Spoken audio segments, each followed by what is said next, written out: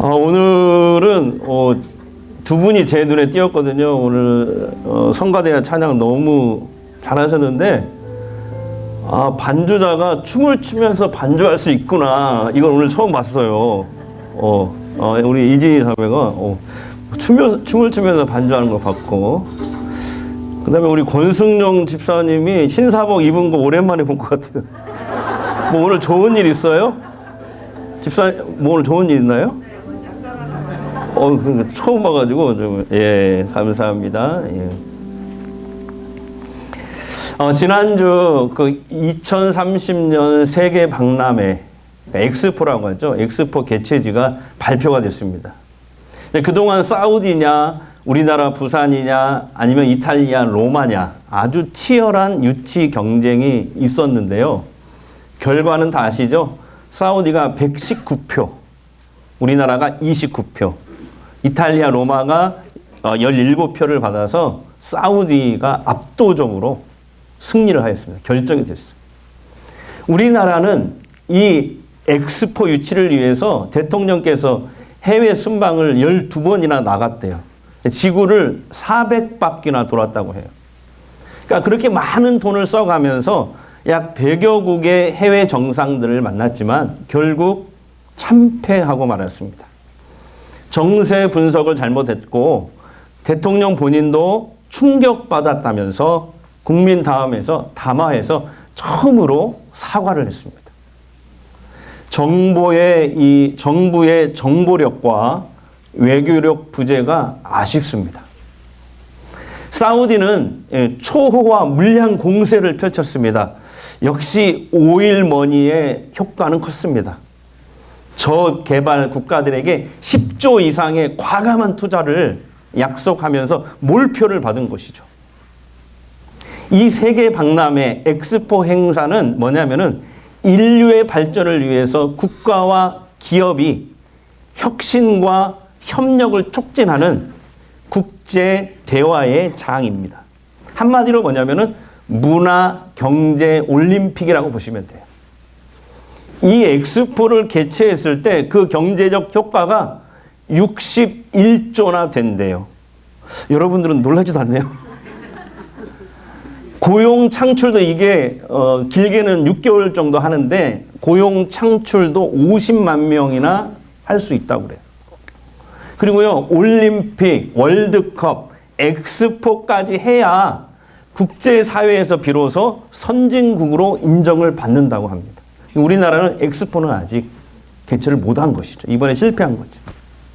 근데 이번에 또 참 특이한 기사가 나오더라고요. 꼴찌한 나라, 그 17표를 받고 꼴찌한 이탈리아 로마. 어느 기자가 그 나라 외무장관, 부총리면서 외무장관인 사람이 나올 때 탈락 이유를 물었습니다. 그는 이렇게 대답했습니다. 미션 임파서블. 무슨 말이에요? 여러 여건상 애초부터 불가능한 임무였습니다. 그런 사명이었습니다. 이런 뜻이에요. 미션 임파서블. 자, 오늘 성경에도 미션 임파서블 하면서 하나님이 주신 사명을 중단한 채 무려 16년 동안이나 주저앉은 사람들이 나오거든요. 자, 약 2500년 전입니다. 이스라엘 역사에 보면 이스라엘 백성들이 나라가 망하고 바벨론 포로로 끌려간 적이 있어요. 그래서 약 70년을 살았는데요. 근데 하나님의 은혜로 70년 만에 다시 고향 예루살렘으로 돌아왔어요. 자, 이 사람들을 1차 귀환민이라고 합니다. 포로로 갔던 사람들이 다 돌아온 건 아니고 소수만 돌아왔는데 1차로 돌아온 사람들이 약 5만 명 정도 됩니다. 성경에 이렇게 나오죠. 자, 우리는 지난 7주간의 추수 전도 운동을 끝내고 다시 2달 전으로 돌아가야 됩니다. 구약 에스라 말씀으로 돌아왔어요. 여러분, 에스라로 다시 돌아오셔야 돼요. 아셨죠? 설교 듣고 계시죠? 고개를 끄덕인다든지. 하나님은 이 바벨론 포로지에서 돌아온 이 귀환민들을 통해서 새로운 이스라엘을 꿈꾸셨어요. 그 꿈이 뭐냐면 바로 제사장 나라예요. 다 같이요. 제사장 나라. 근데 이 제사장 나라의 이 하나님의 꿈은 원래 시내산에서 모세를 통해 이스라엘 민족에게 주신 비전이었거든요. 그러니까 이 제사장 나라가 뭐냐면은 세계 선교를 위해 쓰임 받는 나라. 하나님을 모르는 사람들에게 하나님을 전파하는 민족이 바로 제사장 나라입니다. 하나님은 이 꿈을 위해서 우선 1차 귀환민들에게 무너진 예루살렘 성전을 다시 재건하라는 사명을 주신 것입니다. 그리고 하나님은 세계사에 개입을 하셨어요. 이스라엘 백성들을 70년간 포로로 꽉 잡고 있던 바벨론 제국을요, 하룻밤에 무너뜨려 버립니다. 성경에는 바사 제국이라고 나오는데 세계사에서 페르시아가 바사입니다. 페르시아 고레스 왕을 통해서 이 바벨론 제국을 하룻밤에 멸망시켜버려요. 자, 그때가 언제냐면 주전 538년입니다. 이거 잘 보이실란가 모르겠지만 제가 도표를 좀 그려왔는데 그때가 주전 538년입니다. 그리고 하나님은 곧바로 이 페르시아의 초대 왕인 고레스의 이 마음을 하나님이 움직이셔서 이러한 명령을 내리게 했어요. 모든 제국에. 바벨론 포로였던 이스라엘 백성들은 다 고향으로 돌아가라. 가서 무너진 성전을 재건하라. 그리고 돌아가는 비용, 성전을 다시 짓는 비용, 짓고 나서 헌금하는 비용까지 다 대줘라. 이게 여러분 그 유명한 고레스 칙령이에요. 고레스 칙령. 이때 소수인 약 5만 명 정도가 1차로 귀환을 했거든요. 그래서 하나님은 이 귀환민들을 통해서 성전을 다시 건축해서 신앙 공동체를 회복하고 이스라엘이 제사장 나라로 우뚝 서기를 원하셨던 것입니다. 그래서 하나님의 뜻을 아는 이 귀환민들은 이제 돌아온 그 다음 해부터 성전 재건축, 제2의 성전이죠. 제1성전은 솔로몬이 지었는데 바벨론 70년 전에 바벨론이 침략해가지고 무너져 버렸거든요. 근데 그 무너진 터 위에 다시 스룹바벨 성전이라고 그래요. 스룹바벨이 지도해서 지었다 그래가지고 제2의 성전이죠. 이 성전을 이제 돌아온 그 다음 해부터 건축하기 시작하는데요. 하지만 곧바로 사마리아인들의 방해에 부딪히게 됩니다. 사마리아인들은 이스라엘 백성들이 바벨론에 50년 또는 70년 끌려가 있는 동안 예루살렘에 올라와서, 예루살렘이 성기순례 가면 높거든요. 우리나라 진안처럼 높은 곳에 있어요. 이 예루살렘에 올라가서 주인 노릇을 한 거예요. 그리고 그동안 누렸던 기득권을 뺏기기 싫어서 성전 공사를 방해한 것입니다. 아주 집요했어요. 이렇게 했어요. 페르시아 관리들에게 뇌물을 줍니다. 뇌물을 줘가지고 페르시아 왕에게 거짓 상소를 써서 올리게 하는 거예요. 이런 내용이었어요. 이스라엘 백성들은 옛날부터 반역을 아주 잘하는 사람들입니다. 그래서 이번에 성전과 성읍을 다시 재건하고 나면 또 반역을 일으킬 것이 분명합니다. 이런 상소였어요. 결국 성전 공사는 16년이나 중단되고 맙니다. 근데 여러분 16년 동안 이스라엘 백성들이 뭐 한 줄 아세요? 16년 동안 이거였어요. 여러 여건상 애초부터 미션 임파서블이야 하면서 성전 공사를 멈추고 그 하나님의 일을 멈추고 자기 집 짓는 일, 자기 먹고 사는 일에만 몰두했습니다. 16년 동안. 근데 오늘 본문을 보면은 이스라엘 백성들이 16년 만에 놀라울 정도로 변화가 돼요. 담대하게 성전 공사를 다시 시작하는 거예요. 이게 어떻게 된 일일까요? 하나님이 직접 나섰기 때문에 그래요. 먼저 하나님께서 주의 종 학개와 스가랴 선지자를 보내서 학개와 스가랴 선지자를 보내서 백성들을 책망하는 메시지를 전하십니다. 자, 1절 한번 보겠습니다. 1절. 시작. 선지자들 곧 선지자 학개와 이도의 손자 스가랴가 이스라엘의 하나님의 이름으로 유다와 예루살렘에 거주하는 유다 사람들에게 예언하였더니. 자, 그래서 그때 이 하나님께서 학개와 스가랴 선지자를 통해서 하신 예언의 말씀이 구약성경 학개서, 스가랴서에 또 기록이 되어 있어요. 그래서 지난주 수요일부터 우리 부목사님들이 이제 스가랴서를 시작했어요. 스가랴서. 어쨌든 그때 하나님의 메시지가 이 학개서와 스가랴서에 기록이 되어 있는데요. 요약해 드릴게요. 제가 한마디로 이거예요. 제가 우리식으로 표현해 볼까요? 하나님 말씀하시는 거예요.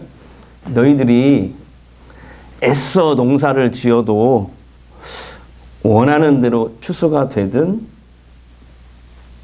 그리고 양이나 소를 열심히 지금 키우는데 새끼를 낳아도 잘 죽지 않든, 그리고 집을 막 이렇게 멋지게 잘 짓고 참 리모델링하고 이렇게 꾸몄는데 니네 집 창고는 쌀통은 텅텅 비지 않았니? 그리고 새벽부터 저녁 늦게까지 나가서 일하고 수고는 많이 했는데 손에 쥐는 것은 거의 없지? 그거 왜 그런 줄 아니? 후! 하고 내가 다 불어버렸거든. 나 하나님을 떠나서 너의 힘대로 한번 살아보겠다고? 그래, 어디 한번 해봐. 대신 나는 니네 인생에서 손 뗄게. 이런 내용입니다. 이런 책망이었어요. 그러나 동시에 하나님은 이런 축복도 약속하셨어요. 이제라도 다시 성전 공사를 시작해. 그 성전이 솔로몬 때 지었던 것보다는 허접하겠지만 대신 솔로몬에게 주었던 것보다 더 큰 영광과 축복을 너희에게 줄 거야. 그리고 또 있어. 너희들이 나를 믿고 먼저 담대히 한번 성전 공사를 시작해봐. 내가 반드시 너희를 도와줄 거야. 이런 축복의 약속이었습니다. 제가 정리해드렸다고 수요일날 안 나오면 안 돼요? 여러분, 두 선지자가 전하는 이 하나님의 말씀을 이스라엘 백성들이 들었을까요? 안 들었을까요? 예? 대답 좀 해보세요. 들었어요. 드디어 성전 재건 공사가 16년 만에 재개되었습니다. 그런데 그때 또다시 유브라데스 서쪽 지역을 관할하는 페르시아에서 보낸 닷든의 총독과 페르시아 관리들이 몰려옵니다. 오늘 성경에 나오죠. 이 성전 공사 지금 누구 허락받고 다시 시작했어? 당신들 이름 다 적어내. 명단 적어내. 또 위협을 해요. 근데 분위기가 좀 이상합니다. 16년 전하고 분위기가 완전히 틀린 거예요. 페르시아 관리들이 위협은 했지만 공사를 중단 못 시키는 거예요. 왜냐하면요, 백성들이 아주 똘똘 뭉쳐가지고 담대하게 성전 공사를 하거든요. 눈빛이 막 이글이글 타오르면서, 여기서 이 앞에 서서 하는 이 연사는 이렇게 막 하는데 또 반응을 좀 보이든가. 눈빛이 막 이글이글 타오르면서 성전 공사를 하거든, 담대하게. 그리고요, 또 유다 장로들은 어디에서 그런 지혜와 용기가 생겼는지 총독과 이 페르시아 관리 앞에서 아주 지혜롭게 대답을 합니다. 이렇게 해요. 학개서에 나오거든요. 나흘이 16년 전에 페르시아 초대왕 고레스가 바벨론 포로였던 우리들에게 다 돌아가라고 명령했습니다. 그리고 성전을 다시 건축을 하고 하셨습니다. 거기에 필요한 돌아가는 경비, 성전을 짓는 경비, 물품, 짓고 나서 헌금까지 다 페르시아가 다 책임지고 주라고 하셨습니다. 이제 왕이 바뀌어서 새로운 왕 다리오 왕이 계시는데 그분에게 지금 상소를 올려서 그때 고레스 왕이 그 문서를 확인해 달라고 한번 상소를 올려보십시오. 분명히 거기에 적혀 있을 겁니다. 자, 여러분, 유다 장로들은 어떻게 이런 지혜와 용기가 생겼을까요? 그게 오늘 성경에 나옵니다. 5절 보세요. 5절. 자, 시작. 하나님이 유다 장로들을 돌보셨으므로 그들이 능히 공사를 막지 못하고 이 일을 다리오에게 아뢰고 그 답장이 오기를 기다렸더라. 여기서 참 중요한 게 있어요. 하나님이 유다 장로들을 돌보셨으므로 여기를 원어 성경으로 보니까 이런 뜻이에요. 이렇게 적혀있어요. 거기는. 한국말로는 하나님이 돌보셨다 이렇게 써 있는데 원어 성경에는 뭐라고 적혀 있냐면 그대로 해석하면 직해하면은 하나님의 눈이 그 장로들 위에 머물러 있었다. 그러니까 이런 거예요. 우리가 아기 낳았을 때 아기들이 막 아장아장 걸어다닐 때 막 몸이 막 근질근질해가지고 막 움직이잖아요. 그러면은 엄마 아빠는 어떻게 해요? 눈을 떼지 않습니다. 여기. 그래가지고 넘어지려고 하면 어떻게 해요? 잡아주고. 바로 그거예요. 그거 이게. 그래서 결국 제2의 성전 공사는 하나님의 도우심으로 5년 후에 그게 주전 515년인데요. 완공이 됩니다. 할렐루야.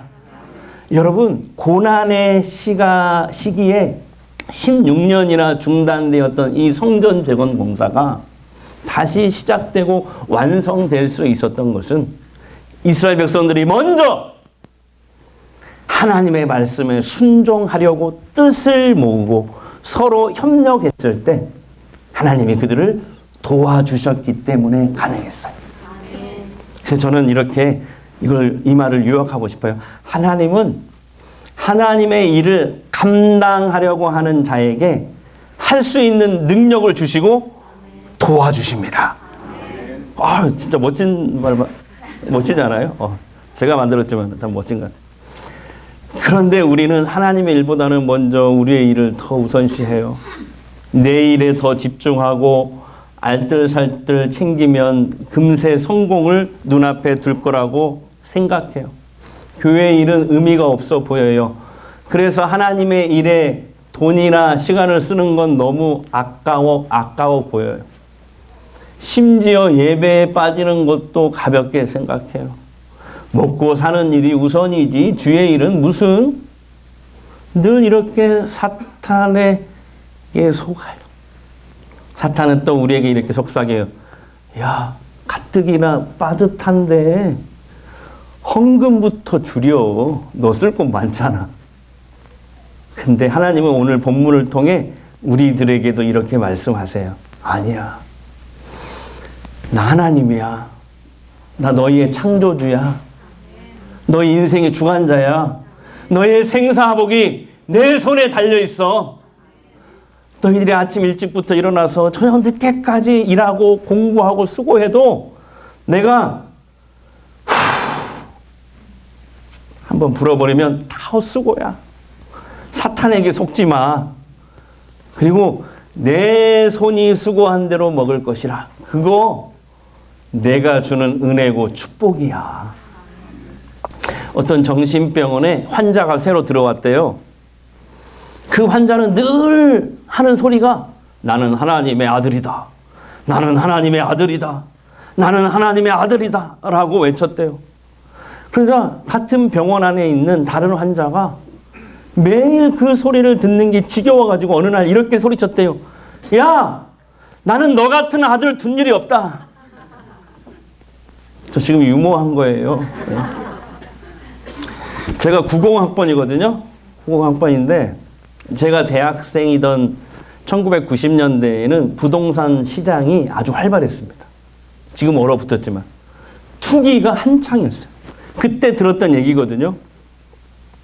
어느 교회 여신도 회장님이 그만 부동산 투기에 푹 빠진 거예요. 그 권사님은 아파트와 땅을 사가지고 거기다 웃돈을 얹어서 파는 것으로 돈을 많이 벌었어요. 근데 거기에 그만 재미가 들려가지고 여신도 회장의 사명은 다 팽개쳐버린 거예요. 그리고 일주일 내내 뭐냐면 아파트와 땅만 보러 다니는 거야. 근데 권사님이 어느 주일 저녁에 이제 여신도 헌신 예배에 사회를 맡게 됐어요. 당연하죠. 회장이니까. 하지만 그 주일도 이제 땅 보러 다니다가 예배 시간이 다 되어서 겨우 교회에 왔어요. 사회를 보려고 부랴부랴 강단에 올라왔어요. 그래도 이렇게 거룩하고 경건한 모습을 보여야 하잖아요. 성도들에게. 여신도 회장이니까. 묵상을 하고 예배를 시작했대요. 그리고 이제 찬송을 부르잖아요.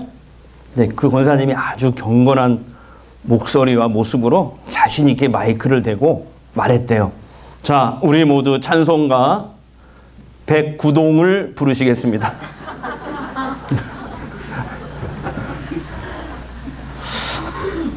여러분, 하나님은 우리와 이 세상의 주인이세요. 우리의 생사화복이 하나님 손에 달려 있어요. 그리고 내가 하나님의 일을 먼저 하면 하나님은 내 인생을 책임져 주시는 분이세요.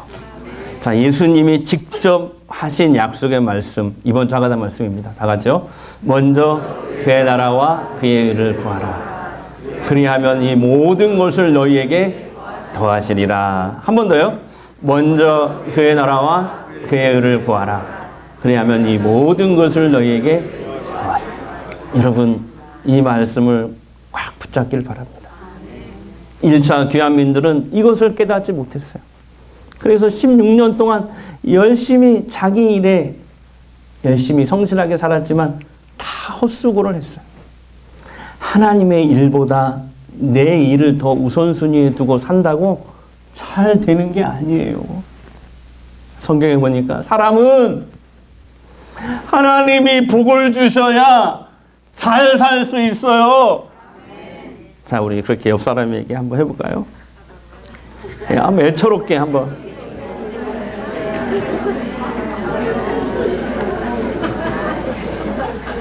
한예 권사님 너무 잘하는 것 같아요.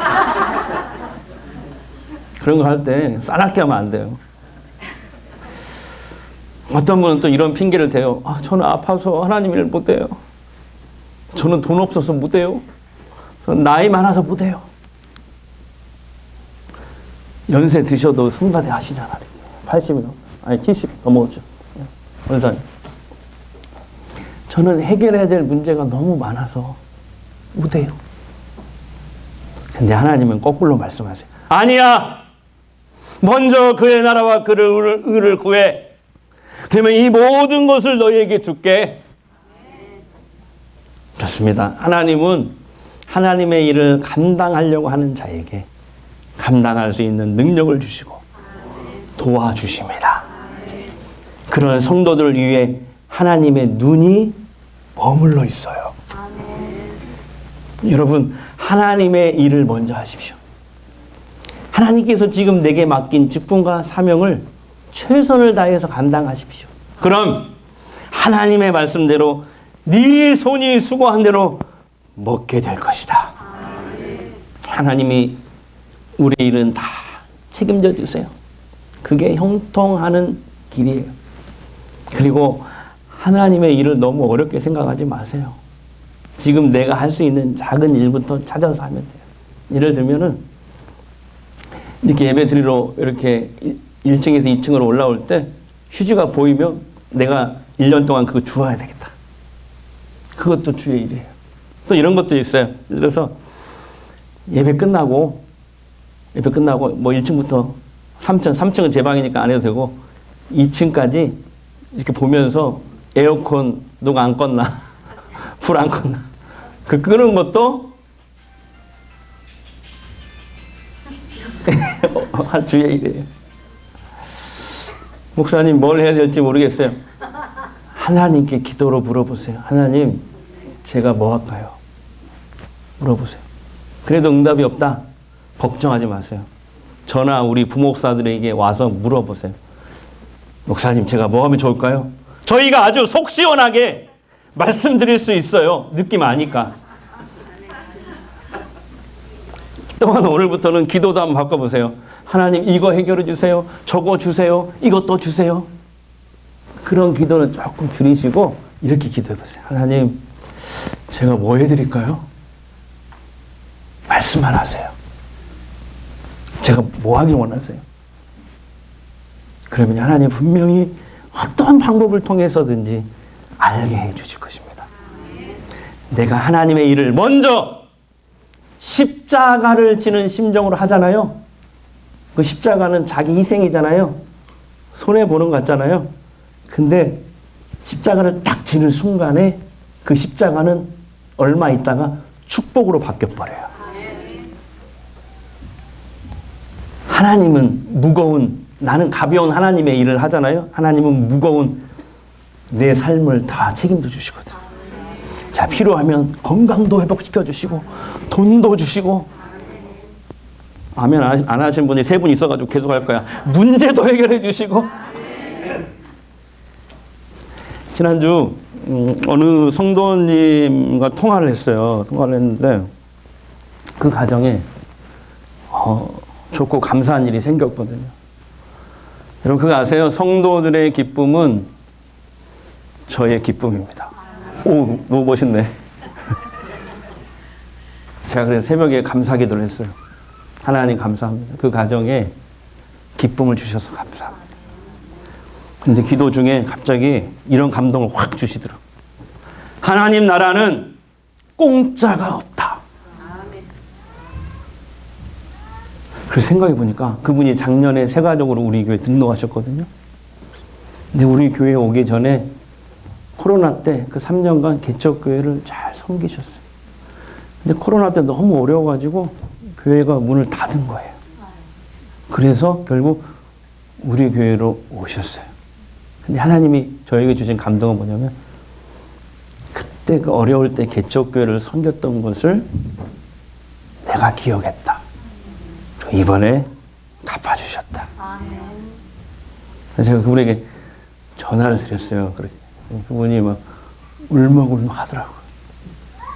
사랑하는 여러분, 하나님은 하나님의 일을 먼저 감당하려고 하는 자에게 감당할 수 있는 능력을 주시고 도와주십니다. 할렐루야. 오늘부터 대림절이거든요. 교회는 대림절부터 새로운 한 해를 시작해요. 당회에서 오늘 공동회 하면 그 공동회 자료집에 나올 거예요.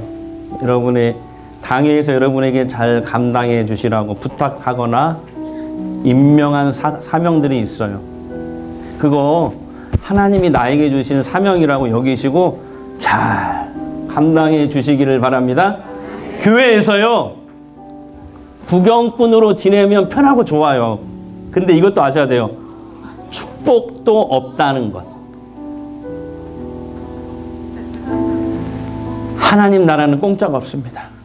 하나님은 하나님의 일을 감당하려고 하는 자에게 감당할 수 있는 능력을 주시고 도와주십니다. 하나님이 도와주시면 불가능은 없는 줄 믿습니다. 그래서 오늘 설교 제목이 불가능은 없다예요. 하나님이 각자에게 맡겨준 직분과 사명 잘 감당하시기를 바랍니다. 아멘. 십자가를 질 수 있나 주가 물어보실 때 죽기까지 따르오리 성도 내다 하였다. 우리의 심령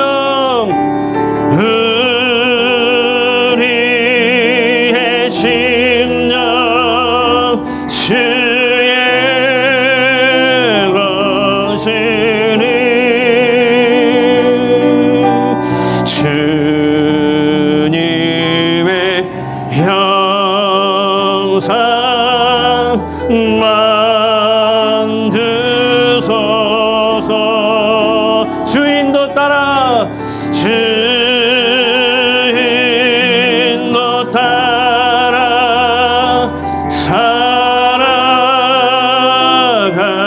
동안 사랑과 충성을 바치오리다. 우리 이 시간 한번 소리내서 기도하는데요. 사랑하는 여러분, 하나님 나라는 공짜가 없습니다.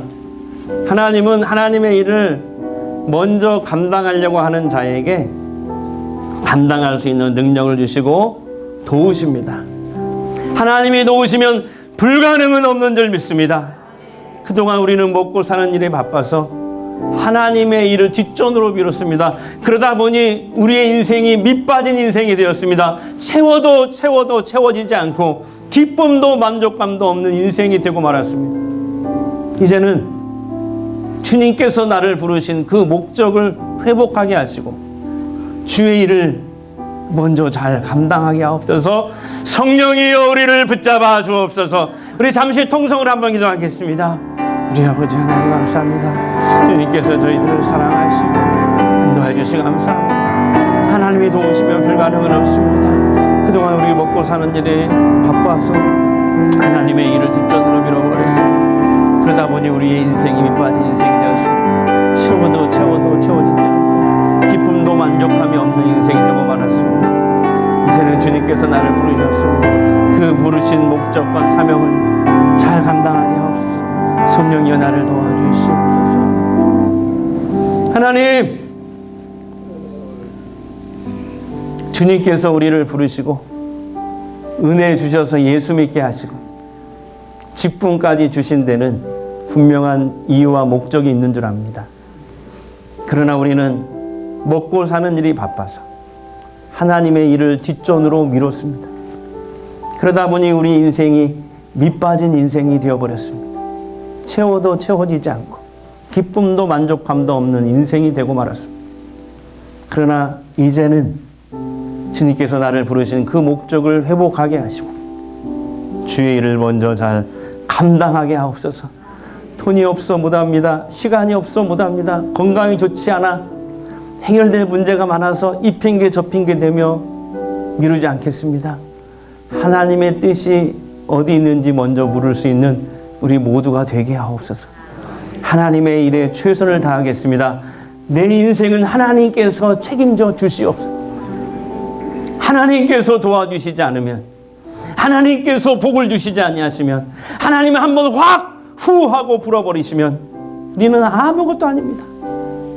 이걸 깨닫고 먼저 그의 나라와 그의 의를 구하는 성도들 되게 하옵소서. 이제 치유의 기도를 하겠습니다. 먼저 교회를 위한 기도를 하겠습니다.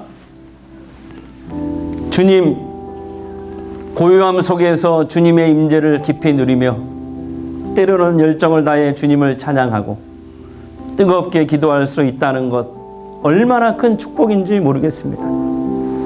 그동안 여러 목사님들의 영적인 지도 덕분에 하나님의 말씀에 순종하며 영적으로 성숙해질 수 있었습니다. 하나님 말씀으로 주님을 사랑하고 주님을 닮아가도록 도전하는 목사님들을 교회에 보내주셔서 감사합니다. 이제는 제가 우연히 태어난 존재가 아니라 하나님의 특별한 목적을 가지고 지어졌으며 저를 향한 하나님의 계획이 저의 계획보다 훨씬 크다는 것을 알았습니다. 제 안에 살아 역사하시는 하나님의 말씀을 경험하게 하시고 제 삶을 통해 하나님의 말씀이 흘러가게 하시니 감사합니다. 주님, 부족한 저를, 연약한 저를 한 지체로 받아주고 제가 혼자가 아니라는 것을 일깨워준 우리 교회를 만난 것은 주님의 은혜입니다. 인생의 어려운 순간 저를 지지하고 격려해주는 우리 교회가 너무나 큰 힘이 되었습니다. 넘어질 때마다 일으켜 세워주는 우리 교회 덕분에 힘든 시간을 견딜 수 있었습니다. 우리 교회가 세상의 회복과 치유의 공동체가 되게 하여 주시옵소서. 이제 아픈 곳에 손을 대십시오. 이 시간 주님이 원하시면 치유될 줄 믿습니다. 주님, 아픈 내 몸과 마음을 만져주십시오. 회복시켜 주십시오. 성령의 기름을 발라주시옵소서. 하나님의 살아계심을 보게 하옵소서. 내가 나사렛 예수의 이름으로 명하노니 병만은 물러갈지어다, 악령은 떠나갈지어다. 내 몸에 예수의 흔적이 남게 하옵소서.